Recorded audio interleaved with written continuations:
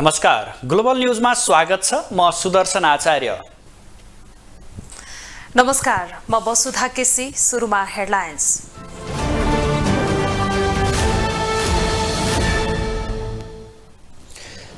चार महिना कार्यकाल बाँकी रहँदा नयाँ राष्ट्रपतिबारे चर्चा। ठूला दलमा आकांक्षी नै धेरै, स्वतन्त्र व्यक्ति ल्याउनु पर्नेमा विज्ञको जोड। निर्वाचन सामग्री खरिद गर्न मात्र आयोगले खर्चियो 1 अर्ब। सियोदेखि मतपेटिकासम्ममा विदेशकै भर। गण्डकी प्रदेशका ऊर्जा मन्त्री आचार्य बर्खास्त। चुनावी प्रचारमा माओवादी अध्यक्ष दाहाल विरुद्ध लागेको आरोप। मोगुबाट सुर्खेत जाँदै गरेको जीप कालीकोटको तिलागुफा नगरपालिकामा दुर्घटना। 3 जनाको मृत्यु, 7 घाइते। र पीएम कप पुरुष क्रिकेटको सेमिफाइनलमा पुलिस र आर्मी क्लब भिड्ने। एपीएफ विरुद्ध मध्य प्रदेशले खेल्ने।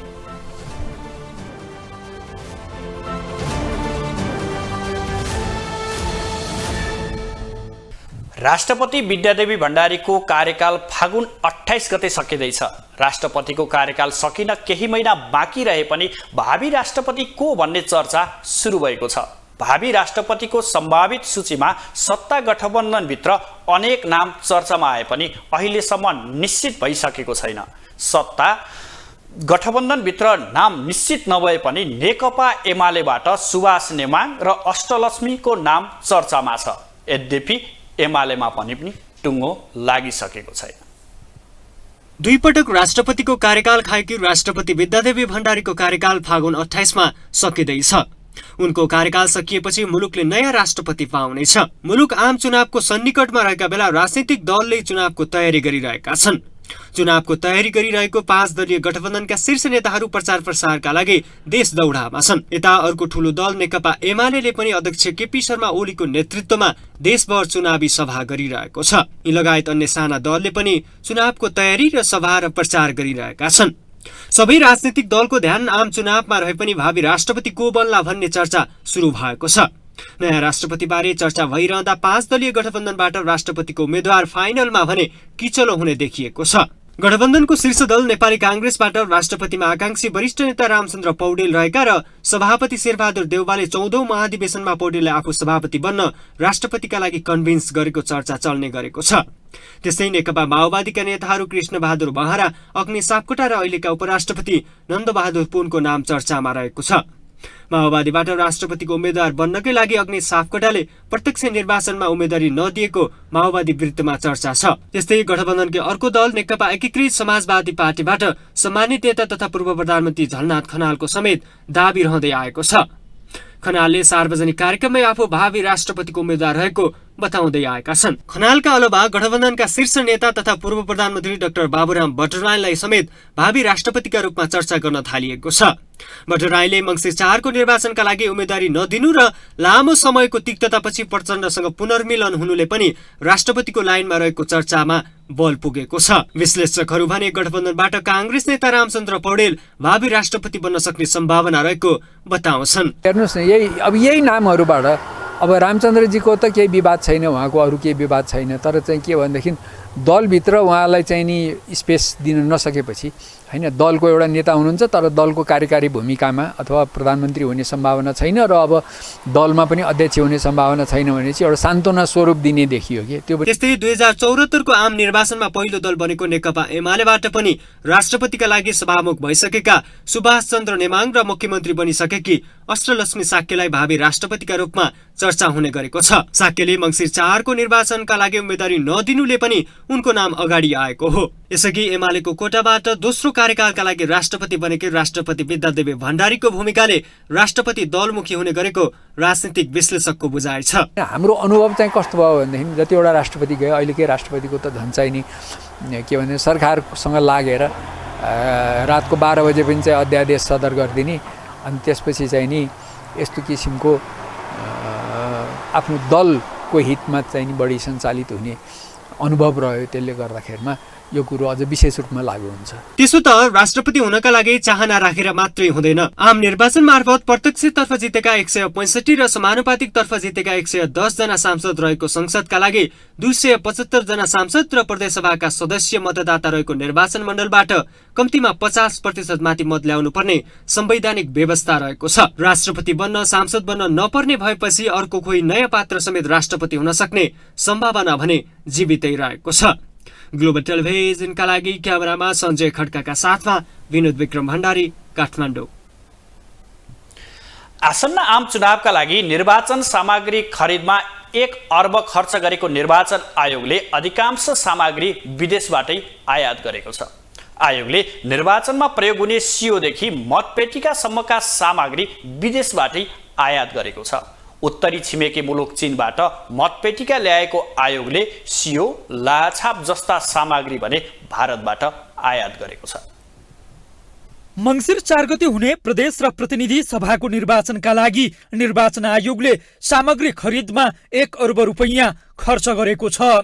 आयोगले चुनावका लागि आवश्यक मतपेटिका, छपाई सम्बन्धी पोलबुक तथा कार्ड, लाहाछाप, सुरक्षण सिल, रबर म्याट, स्वास्तिक छाप, स्ट्यापलर मेसिन, स्ट्यापलर पिन, छेकबार, स्ट्याम्प प्याड र मसी, मार्कर, सिसा कलम, सोसर, प्लास्टिक थैलो र बोरा, फोटोकपी पेपर, स्केल तथा कैची र सियो लगायतका सामग्री खरिद गरिसकेको छ, जसमध्ये अधिकांश सामग्री विदेशबाट आयात गरिएको छ। उत्तरी छिमेकी मुलुक चीनबाट मतपेटिका ल्याएको आयोगले सियो, लाहाछाप लगायतका सामग्री भने भारतबाट ल्याएको छ।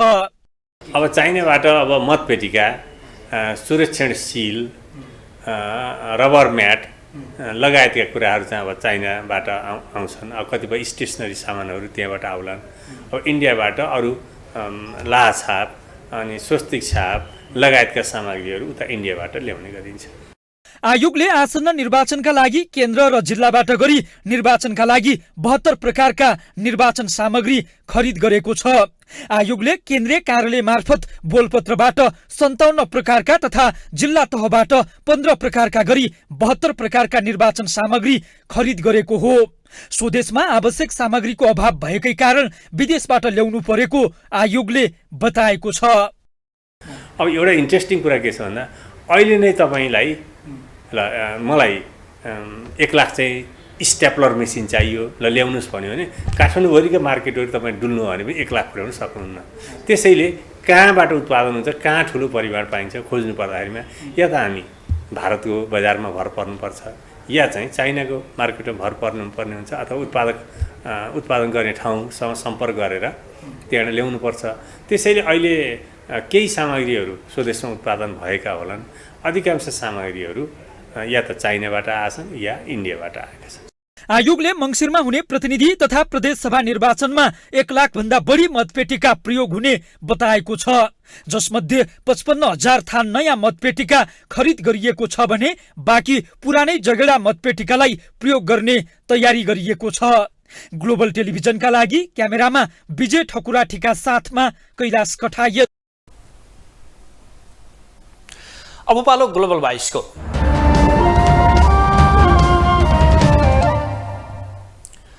निर्वाचनका लागि आवश्यक पर्ने कुनै पनि सामग्री नेपालमा उत्पादन हुँदैन। फलस्वरूप सबै सामग्री विदेशबाट आयात गर्नुपर्ने अवस्था छ। यसै सन्दर्भमा ग्लोबल 22मा आज हामीले सोधेका छौँ, निर्वाचन गराउन सबै सामान विदेशबाटै आयात गर्नुपर्ने अवस्थालाई के भन्नुहुन्छ? अब के भनेर हाम्रो देशको परिस्थिति समय यस्तै छ। अब हाम्रा राम्रो नेता जन्मिन सकेनन् नेपालमा। अब सबै आफ्नै स्वार्थ पुरा गर्ने मात्रै भए।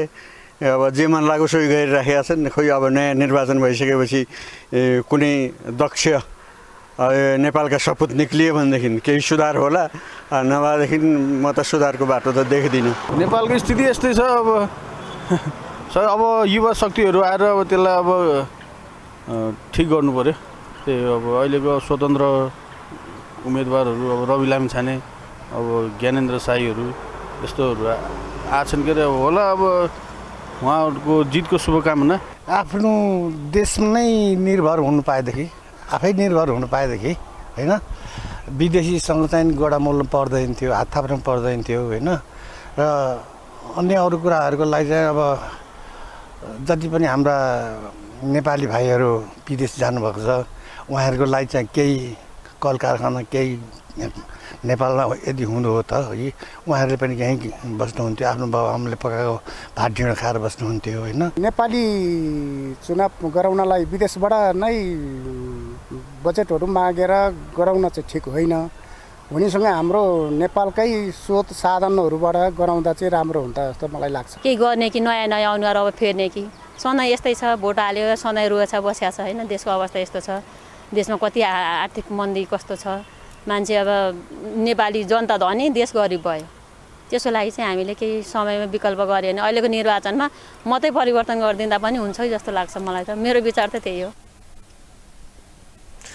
नेपाली कांग्रेसका महामन्त्री गगन कुमार थापाले पार्टीमा नेतृत्व परिवर्तनका लागि आफूलाई निर्वाचन गरेर पठाउनु पर्ने बताउनु भएको छ।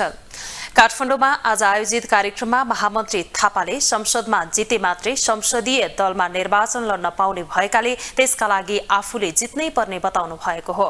उहाँले आफूलाई सांसद बनाएर पठाए 10 वर्षमा राजनीतिक पुरै सुधार गर्ने प्रतिबद्धता व्यक्त गर्नुभयो। मेरो मतदातालाई गएर तपाईले कुरा बताइदिनु पर्नेछ, जो परिवर्तनको पक्षमा छ भनिदिनु पर्नेछ, कुरा बुझाइदिनु पर्नेछ। तपाई आफै हुनुहुन्छ त्यो ठाउँमा, तपाई गइदिनु पर्नेछ। त्यसैले अब म यति नै कुरा आग्रह गर्छु, अथवा आइदिनु भयो तपाईहरुप्रति आभारी छु।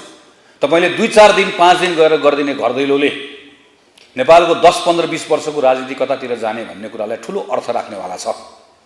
त्यसैले तपाईको 2 दिन मैले मागे, तपाईको 48 घण्टा मैले मागे।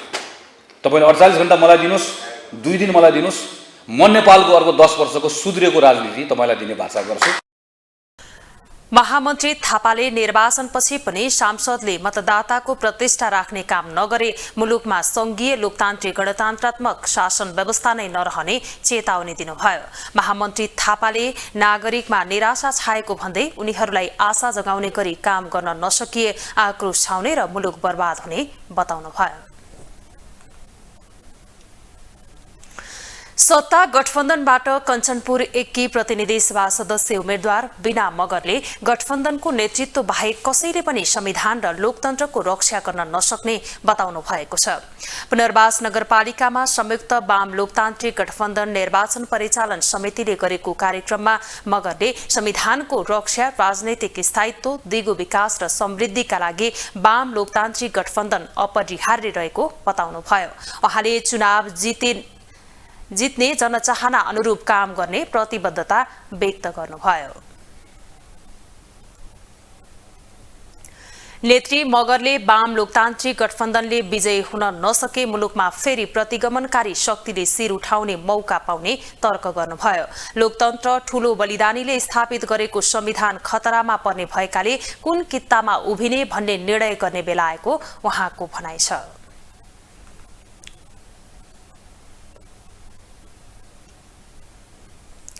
स्वास्थ्य तथा जनसंख्या मन्त्रालयले कोरोना संक्रमण कायम रहेकाले निर्वाचन केन्द्रित गतिविधिमा भीड़भाड़ गर्दा सावधानी अपनाउन आग्रह गरेको छ। मन्त्रालयले कोरोना संक्रमण कायम रहेकाले संक्रमणबाट बच्न भीड़भाड़ कम गर्न र जनस्वास्थ्यका मापदण्ड अपनाउन आग्रह गरेको हो। कोरोना संक्रमण कायम रहेकाले निर्वाचन केन्द्रित गतिविधिमा भीड़भाड़ गर्दा सावधानी अपनाउन स्वास्थ्य तथा जनसंख्या मन्त्रालयले आग्रह गरेको छ।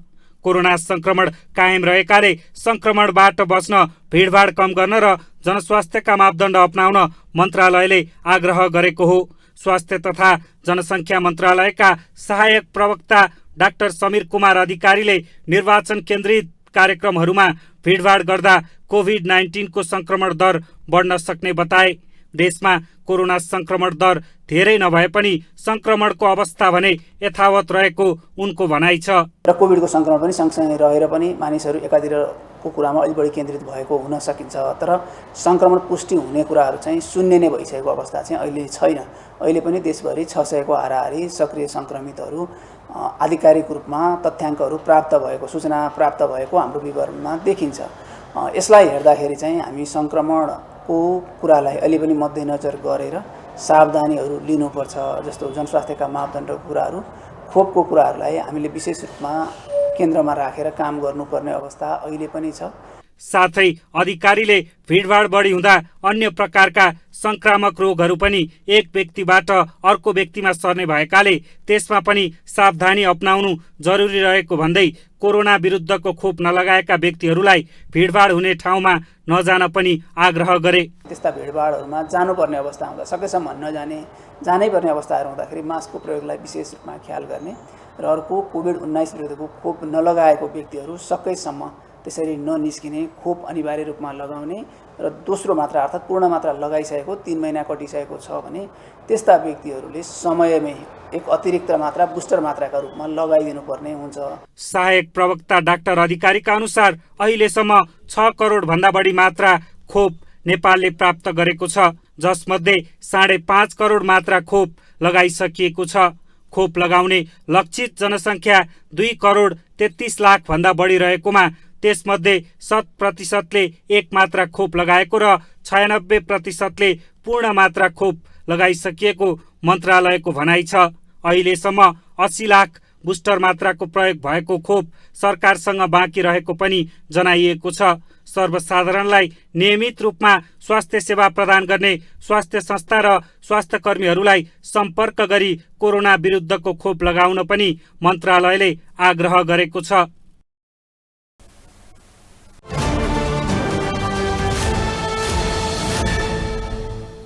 गण्डकीका ऊर्जा मन्त्री हरिशरण आचार्य बर्खास्त हुनुभएको छ। मुख्यमन्त्री कृष्णचन्द्र नेपाली पोखरेलले पत्र पठाएसँगै प्रदेश प्रमुख पृथ्वीमान गुरुङले आचार्यलाई बर्खास्त गर्नुभएको हो। गोर्खा 2 घर भएका आचार्यले नेकपा माओवादी केन्द्रका अध्यक्ष पुष्पकमल दाहाल विरुद्ध मत मागेको आरोप लागेपछि मुख्यमन्त्रीले हटाउन प्रदेश प्रमुखलाई सिफारिस गर्नुभएको थियो। आचार्यले 2074 सालमा बाबुराम भट्टराई नेतृत्वको नयाँ शक्ति पार्टी नेपालबाट गण्डकी प्रदेश सभामा निर्वाचित हुनुभएको थियो। बाबुराम भट्टराई नेतृत्वको नेपाल समाजवादी पार्टीमा रहेका उहाँ मक्सिर 4 को प्रदेश सभा निर्वाचनमा गोर्खा क्षेत्र नम्बर 2-1बाट उम्मेद्वारको आकांक्षी हुनुहुन्थ्यो। पार्टीबाट फणीन्द्र देवकोटा प्रदेश सभा सदस्य उम्मेद्वार बनेपछि आचार्यले स्वतन्त्र उम्मेदवारी दिई फिर्ता लिनुभएको थियो। मुगुबाट सुर्खेत आउँदै गरेको जीप कालीकोटमा दुर्घटना हुँदा 3 जनाको मृत्यु भएको छ।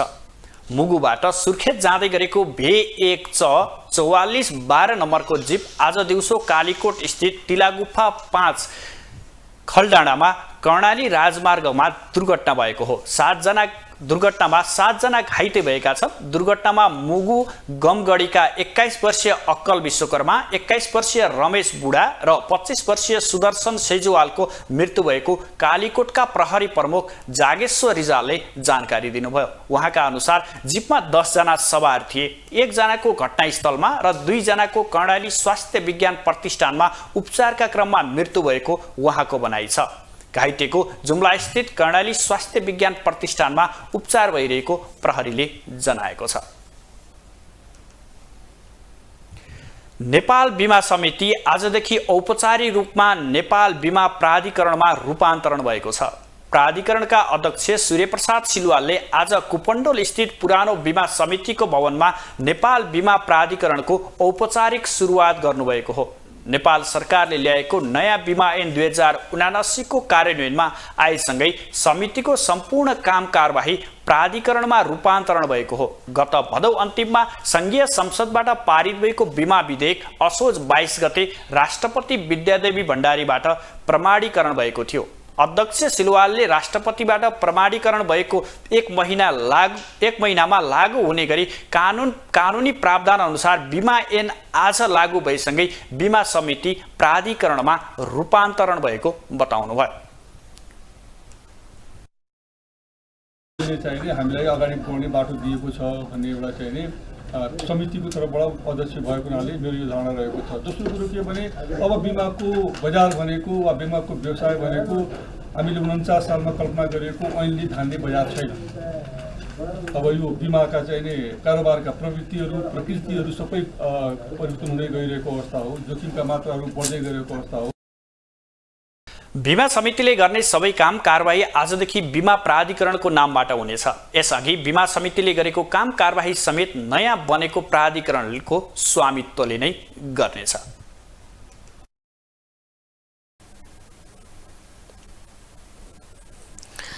पाल्पाको सत्यवतीमा चिच्याएर वर माग्ने धार्मिक मेला सुरु भएको छ।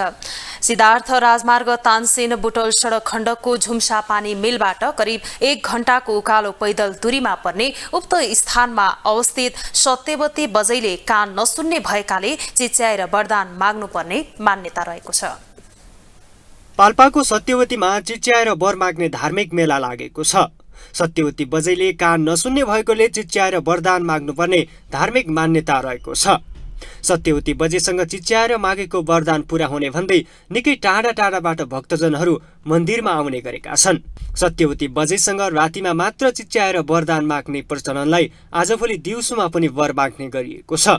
सत्यवती मन्दिरको किनारामा ताल रहेकोले भक्तजनहरूले तालको वरिपरि घुम्दै चिच्याएर वरदान माग्ने गरेका छन्। सत्यवती मन्दिर नजिकै तालमा कार्तिक शुक्ल चतुर्दशीको दिन सत्यवती बजैलाई सम्झेर बाँसको लिङ्गो गाडी चिच्याएर वरदान माग्ने र अर्को दिन बिहान उज्यालो नहुँदै पूर्णिमाको दिन गाडेको लिङ्गो उठाएर घरमा ल्याउने प्रचलन रहँदै आएको छ। दर्शनका लागि र वर माग्न मन्दिर पुगेका चन्द्रकान्त खनाल र केशव खत्रीले चिच्याएर वर मागे पूरा हुने र कतिपय मागेका वरहरू पूरा हुँदै आइरहेको बताए। धार्मिक आस्थाका कारण परापूर्व कालदेखिको परम्परालाई मान्दै आएको र आफूले मागेका वरहरू सानैदेखि पूरा हुँदै गएको उनीहरूको भनाइ छ। धार्मिक आस्था र विश्वासको कुरा पनि हो। पौराणिक कालदेखि नै यो डाँडाको टुप्पामा तपाईँको यो तलाउ जुन छ यो चाहिँ अचम्मको एउटा तलाउ छ। तर यसलाई हामी बाल्यकालदेखि नै एउटा जानकारीमा सुन्नमा के आएको भने यहाँ एउटा सत्यवती बजै जो निरन्तर यहाँ चाहिँ घाँस दाउरा पाउरा गर्न आउनुहुन्थ्यो, उहाँलाई एउटा भगवानको रूपमा हामीले मानिरहेका छौँ। त्यसैको आधारमा आज यत्रा मानिसहरू चाहिँ सागरको रूपमा चाहिँ आइराख्नु भएको छ। परापूर्व कालदेखि नै एउटा किम्वदन्तीको रूपमा रहेको छ। पहिलेदेखि नै सत्यवती बजैले मागेको कुराहरू पुर्याउँछिन् अरे भन्ने थाहा भइसके पछाडि म अहिलेसम्म मलाई लाग्छ 7 चोटि करिब आइसकेँ होला म।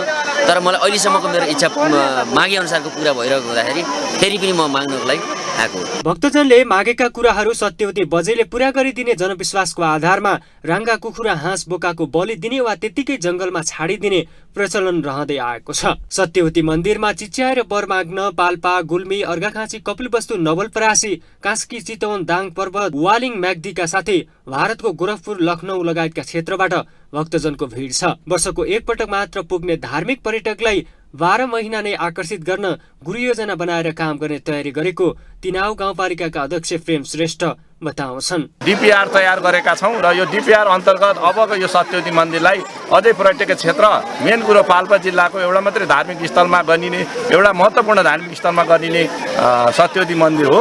यहाँ चाहिँ एउटा यो पर्यटकीय क्षेत्रको रूपमा धार्मिक पर्यटकको रूपमा पनि अगाडि विस्तार गर्ने भन्ने तिनौ सरकारको सोच छ र हामीले पनि त्यही सोच अन्तर्गत सोचेका छौँ। सिद्धार्थ राजमार्ग तानसेन बुटवल सडक खण्डको झुम्सा पानी मेलबाट करिब 1 घण्टाको उकालो पैदल दूरी पार गरेपछि सत्यवती मन्दिर पुग्न सकिन्छ। परम्परा कालमा रात्रिमा मात्र दर्शन गर्ने प्रचलन परिमार्जन हुँदै अहिले दिउँसो र राति दुवै समयमा पूजा आर्जना गर्ने र वर माग्ने प्रचलन सुरु भएको हो। आज साँझ प्रस्तुतित ग्रहण लागेको छ। ग्रहण अपराह्न 5:11 सुरु भई 6:34 सकिएको हो। नेपालमा साँझ 5:13 सूर्यास्त भएपछि ग्रहण देखिएको हो। तर काठमाडौँ उपत्यका लगायतका स्थानमा बादलका कारण ग्रहण प्रष्ट रूपमा हेर्न सकिएन। खगोलविद डाक्टर जयन्त आचार्यले चन्द्रमा उदय हुँदादेखि नै ग्रहण लाग्ने भएकाले यो ग्रहणलाई ग्रस्तोदित भनिएको जानकारी दिनुभयो। ग्रहणले पुरै चन्द्रमा ढाकेका कारण यसलाई खग्रास भनिएको उहाँको भनाइ छ। यो ग्रहण चीन, जापान, कोरिया, क्यानाडा आदि देशबाट देखिनेछ। नेपाल, भारत, पाकिस्तान आदि देशबाट भने साँझमा चन्द्रमा उदाउँदा ग्रहण लागिरहेको देखिएको थियो। यसअघि कार्तिक 8 गते औँसीमा सूर्य ग्रहण लागेको थियो। यसरी 15 दिनको अवधिमा 2 ग्रहण लागेको हो। अब पालो इकोनोमिक्स न्यूजको।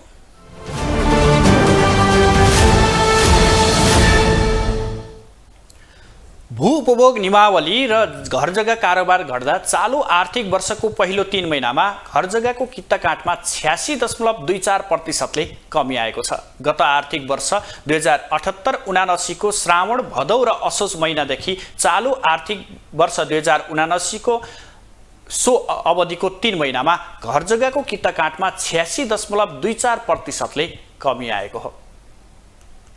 भूउपयोगी नियमावली र घर जग्गा कारोबार गर्दा चालु आर्थिक वर्षको 3 महिनामा घर जग्गाको किताकाठमा 86.24%ले कमी आएको छ।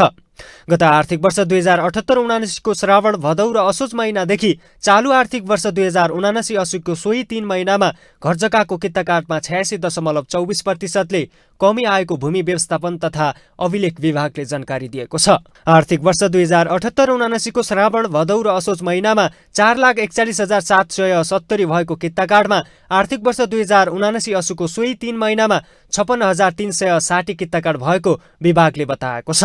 घर जग्गाको किताकाठमा भूउपयोगी नियमावली लागू भएसँगै शहरी क्षेत्र र बाहिरी जिल्लाहरूमा समेत जग्गाको किताकाठ घट्दै गएको छ। भूमि व्यवस्थापन तथा अभिलेख विभागका सूचना अधिकारी विष्णु कुमार महतले भूउपयोग नियमावली अनुसार स्थानीय तहहरूले जग्गा वर्गीकरण गर्न नसक्दा कारोबार तथा किताकाठमा कमी आएको बताए। चालु आर्थिक वर्षको 3 महिनामा गत आर्थिक वर्षको तुलनामा घर जग्गाको किताकाठ कारोबार र राजस्व सङ्कलन समेत कमी आएको उनको भनाइ छ। साथै उनले चालु आर्थिक वर्षको साउन महिनामा 98,064 कारोबार हुँदा 9,93,42,41,000 राजस्व भएको बताए। सूचना अधिकारी महतले भदौ महिनामा 1,08,881 कारोबार हुँदा 3,56 करोड रुपियाँ राजस्व उठाएको बताएका छन्। पछिल्लो महिना विभिन्न चाडपर्वका कारण सरकारी कार्यालयहरूमा बिदा हुँदा कारोबारमा कमी आएको उनको दाबी छ।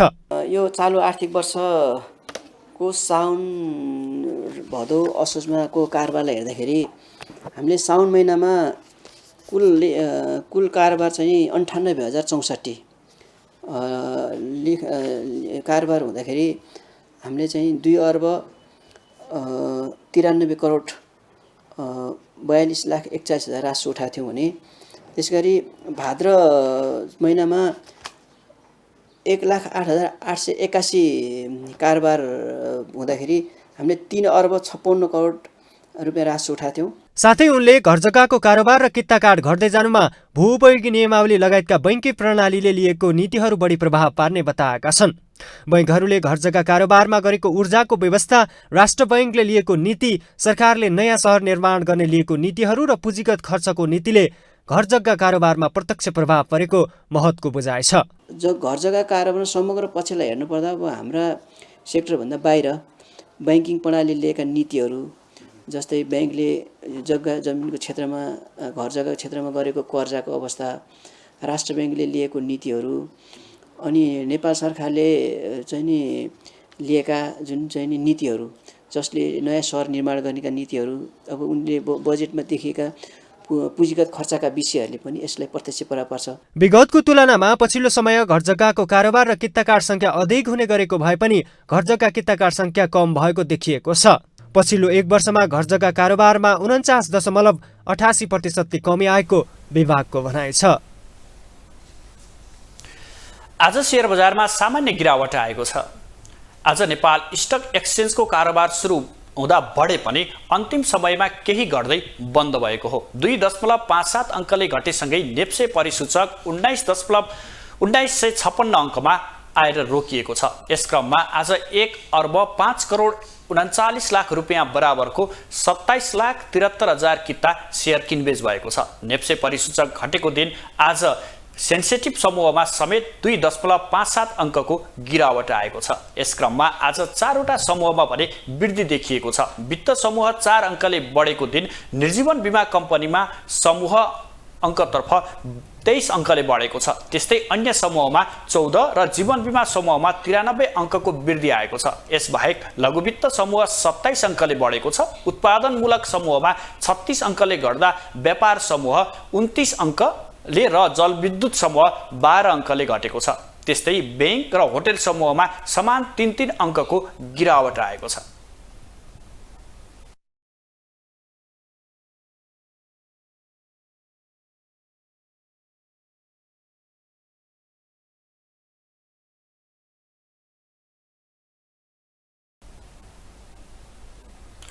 अब पालो इन्टरनेशनल न्यूजको।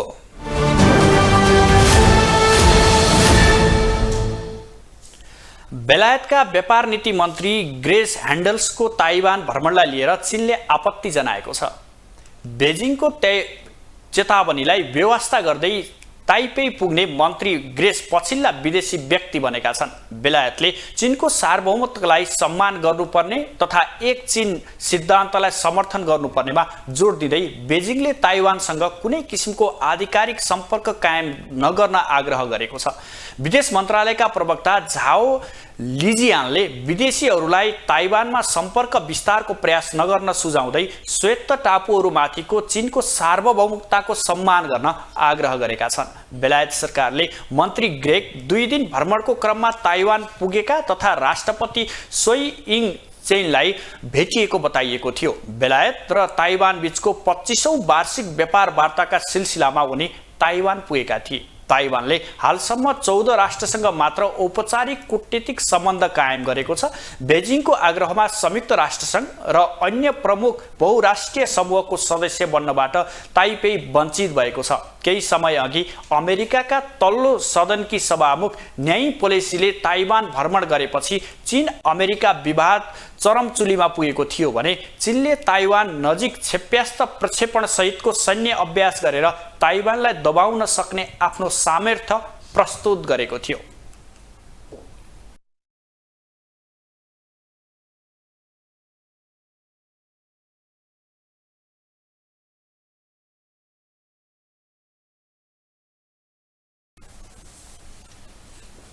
अब स्पोर्ट्स न्यूज।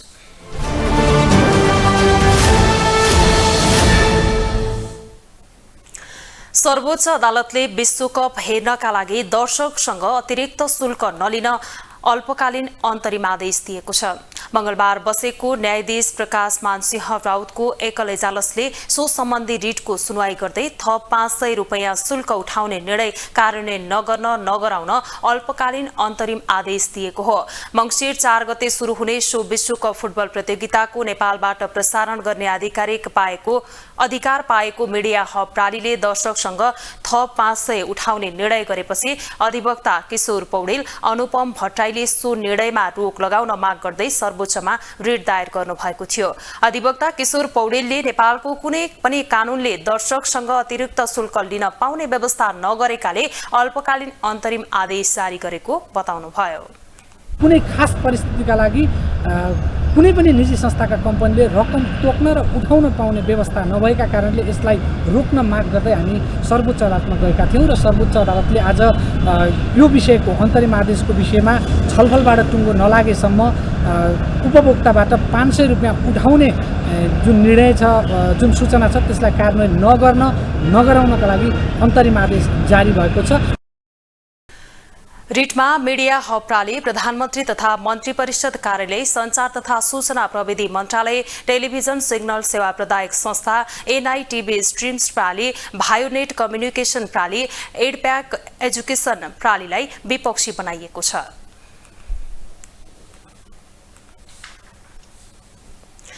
विभागीय टोली त्रिभुवन आर्मी क्लबले पीएम कप 1 दिवसीय पुरुष क्रिकेट प्रतियोगिताको सेमी फाइनलमा प्रवेश गरेको छ। काठमाडौँको मुलपानी क्रिकेट मैदानमा आज भएको खेलमा कर्णाली प्रदेशलाई 140 रनले हराउँदै आर्मी अन्तिम 4 मा पुगेको हो। आर्मीले दिएको 255 रनको लक्ष्य सहित जवाफी ब्याटिङ गरेको कर्णालीले 28 ओभर 3 बलमा अल आउट हुँदै 114 रन मात्रै बनाउन सक्यो। यो जितसँगै आर्मीले समूह A को उपविजेता बन्दै सेमी फाइनलमा स्थान बनाएको हो। आर्मीले 4 खेलमा 6 अङ्क जोड्यो। यो समूहबाट एपीएफ 7 अङ्क जोडेर समूह विजेताको रूपमा अन्तिम 4 मा प्रवेश गरिसके। आर्मीको जितले गण्डकी भने बाहिरिएको छ। कर्णाली पनि अङ्कविहीन रहँदै पुछारमा रहेर प्रतियोगिताबाट बाहिरिएको छ। यस्तै विभागीय टोली नेपाल पुलिस क्लब पनि समूह विजेता बन्दै पीएम कप 1 दिवसीय पुरुष क्रिकेट प्रतियोगिताको सेमी फाइनलमा प्रवेश गरेको छ। त्रिवेणी क्रिकेट मैदानमा मंगलबार भएको खेलमा मध्य प्रदेशलाई 191 रनले हराउँदै पुलिस समूह विजेता बनेको हो। पुलिसले दिएको 274 रनको लक्ष्य सहित जवाफी ब्याटिङ गरेको मधेसले 29 ओभर 3 बलमा अल आउट हुँदै 82 रन मात्र बनाउन सक्यो। यो जितसँगै समूह B को शीर्ष स्थानमा रहेको पुलिसले 4 खेलमा अपराजित रहँदै 8 अङ्क जोड्यो। मधेसले 4 खेलमा 5 अङ्क जोडेको छ। मधेसले पनि समूह उपविजेता रहँदै सेमी फाइनलमा पुग्न सफल भएको छ।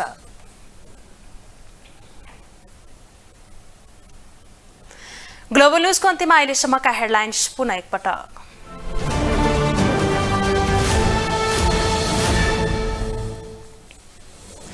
4 महिना कार्यकाल बाँकी रहँदा नयाँ राष्ट्रपतिबारे चर्चा।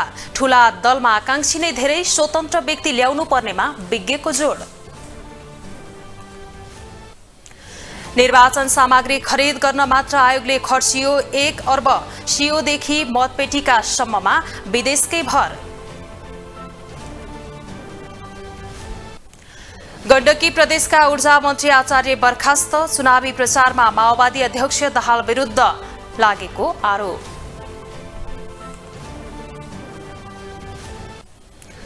मुगुबाट सुर्खेत जाँदै गरेको जीव कालीकोटको तिलागुफा नगरपालिकामा दुर्घटना। 3 जनाको मृत्यु, 7 घाइते।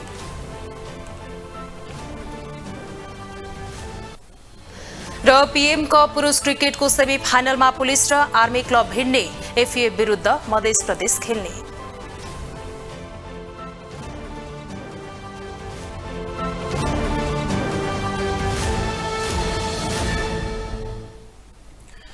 ग्लोबल न्यूज अहिलेलाई यति नै। ग्लोबल टेलिभिजन तपाईँ फेसबुक तथा युट्युबमा पनि प्रत्यक्ष हेर्न सक्नुहुनेछ। ग्लोबल टेलिभिजन हेर्दै गर्नुहोला। नमस्कार।